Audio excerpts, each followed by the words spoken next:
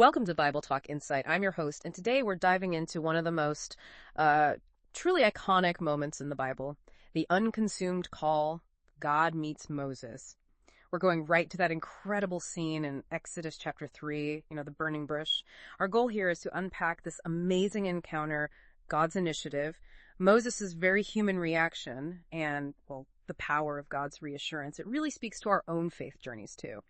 And just so you know, this is part of a larger conversation we're having about Moses this week. You can find more depth in our main, bonus, and supplemental episodes.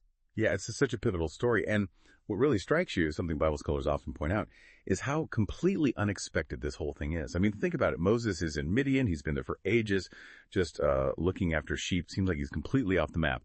But even in that quiet time, maybe decades, some suggest God was already working, maybe even inspiring him to write things like Job or Genesis. Preparation in the quiet. So this burning bush moment, it's not random. It's God stepping in very directly, signaling something huge is about to happen. Okay, let's really get into that scene. Moses is out with his flock. He leads them to Mount Horeb, which is already known as the mountain of God, right? Mm-hmm. So significant place. And then he sees it. This bush, it's on fire, but here's the thing that stops him in his tracks. The bush was not consumed. It just kept burning. It's more than just a visual, isn't it? What does this unconsumed fire tell us about God's presence right there and then? Oh, absolutely. It's not just a spectacle. It's fundamentally about God taking the initiative. See, Moses wasn't looking for this. He wasn't applying for the job of liberator. God acts first. He does something extraordinary to get Moses' attention, to make him turn aside. And when Moses does look, God calls him by name. Moses, Moses. That's incredibly personal, isn't it? God sees him right where he is, even in obscurity. Yeah, personal call. Wow. And then there's the command. Put off thy shoes from off thy feet. Now, that might sound a bit strange to us, but it's crucial. In that culture, removing your sandals was a sign of respect, of reverence when entering a sacred space. It meant this wasn't ordinary ground anymore. Right, because God was there. It was holy ground. Exactly. Consecrated by his presence. And then God identifies himself. He doesn't just say, I'm God. He uses what scholars call covenantal language. Mm-hmm. He says, I am the God of thy father, the God of Abraham, the God of Isaac, and the God of Jacob. He's connecting this moment right back to the promises made generations before. That's powerful, linking the past, present, and future right there. It is. And think about it for us, for you listening. Just as God saw Moses in that unexpected place, the story suggests he sees you too, wherever you are. Maybe that's the perfect spot for our first real tease this week. What was God's first message to Moses, and why does it still resonate so much today? Find out more in our full set of episodes. Okay, so God calls him, identifies himself, and then it's really interesting. God reveals why he's calling Moses. He lays out his motivation, and it's just full of compassion. You hear it in Exodus 3, verses 7 and 8. And the Lord said, I have surely seen the oppression of my people who are in Egypt, and have heard their cry because of their taskmasters. For I know their sorrows, so I have come down to deliver them. Wow. Seen, heard, know their sorrows. That's not distant observation. Not at all. This is a God who is deeply involved, deeply concerned. Bible scholars emphasize this. He sees, he hears, he knows. It's intimate, empathetic. He understands their suffering under those taskmasters, the brutal reality of forced labor in Egypt. And his response, I have come down to deliver them. This isn't just a vague hope. It's a declaration of miraculous intervention, of salvation. God is stepping in personally. It's an active God, not a passive one. Precisely. It shows profound care and protection for his people. And, this divine promise is so powerful. It makes you wonder, doesn't it? How does God's compassion for Israel back then speak to our own struggles, our own cries today? That's something we explore more in our main bonus and supplemental episodes this week. Definitely worth thinking about. So Moses gets this incredible calling, this mission rooted in God's deep compassion. Yeah. And what's his first reaction? It's so human. He doesn't jump up and down. He says, who am I that I should go unto Pharaoh and that I should bring forth the children of Israel out of Egypt? That feeling of, who? Me. I'm not qualified for this. I think we can all relate to that on some level. Oh, absolutely. And Moses had, let's say, concrete reasons to feel that way. You have to remember his backstory. 40 years earlier, he'd killed an Egyptian. He had to flee for his life. He spent the next 4 decades basically hiding out as a shepherd in Midian. Right. Not exactly the resume of someone who's going to confront the Pharaoh of Egypt. Not at all. So that feeling of inadequacy, it was probably huge. And he doesn't just stop there. He comes up with excuses. First, he says basically, they won't listen to me. They won't believe me.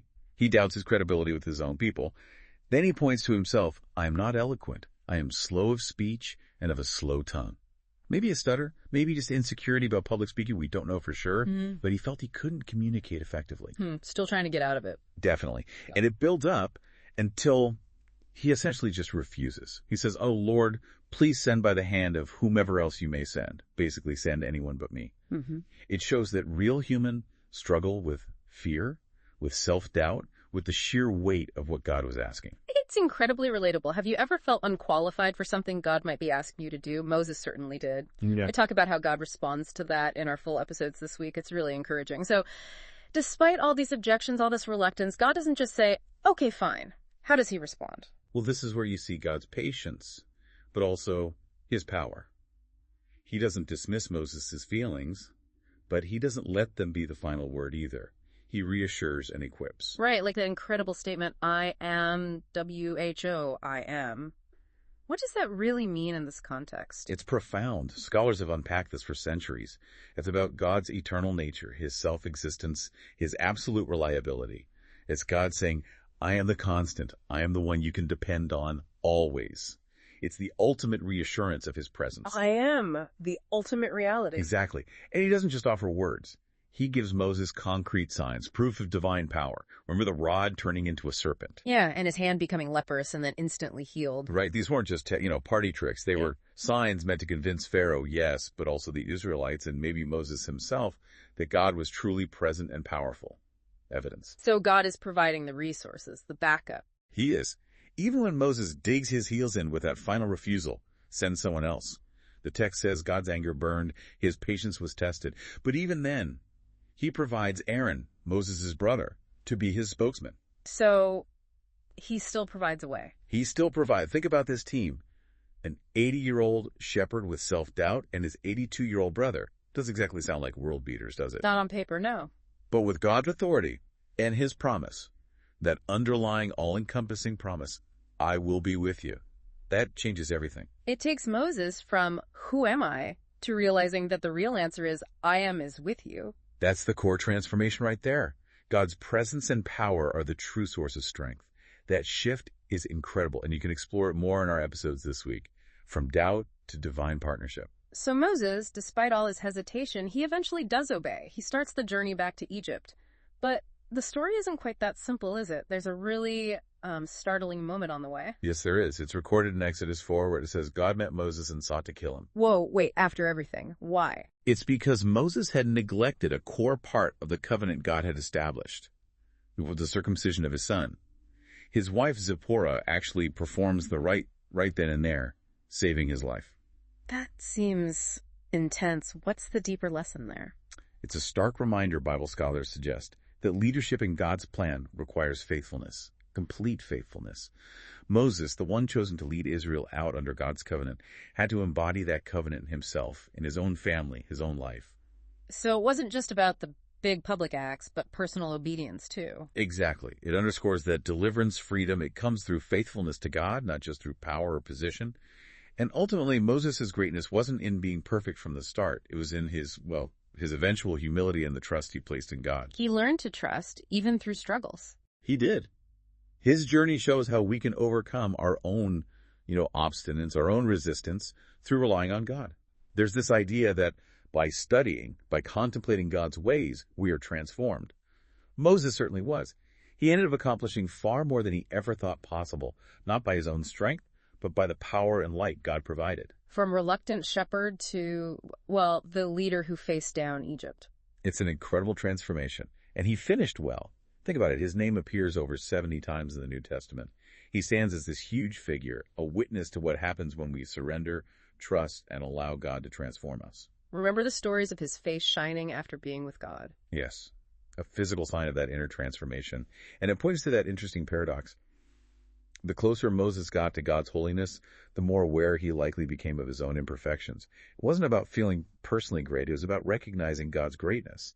That journey from reluctance to transformation is so powerful. It teaches us so much about trust.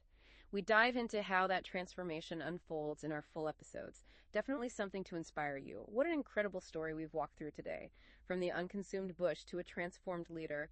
It really highlights God's personal call, his deep compassion, the way he equips us even when we feel totally inadequate, and, the profound change that comes when we trust and obey. It's a powerful reminder that God's plans often move forward despite our hesitations, and his promise, like he gave Moses, is, "I will be with you." We really hope this Bible Talk insight has sparked something for you. And here's something to think about. Moses' story suggests that drawing closer to God made him more aware of his own shortcomings, yet also empowered him incredibly. As you draw closer to God in your own life, through challenges or study, what might he reveal about his character to you? And how might that understanding begin to transform your life, your purpose? If you want to explore Moses' journey and these themes even further, please check out our main, bonus, and supplemental episodes available wherever you get your podcasts. And hey, we'd love for you to join our community. Please subscribe to Bible Talk Insight on your favorite platform and follow us over on Facebook to stay connected. Let's keep drawing closer to Jesus together. Thanks for listening.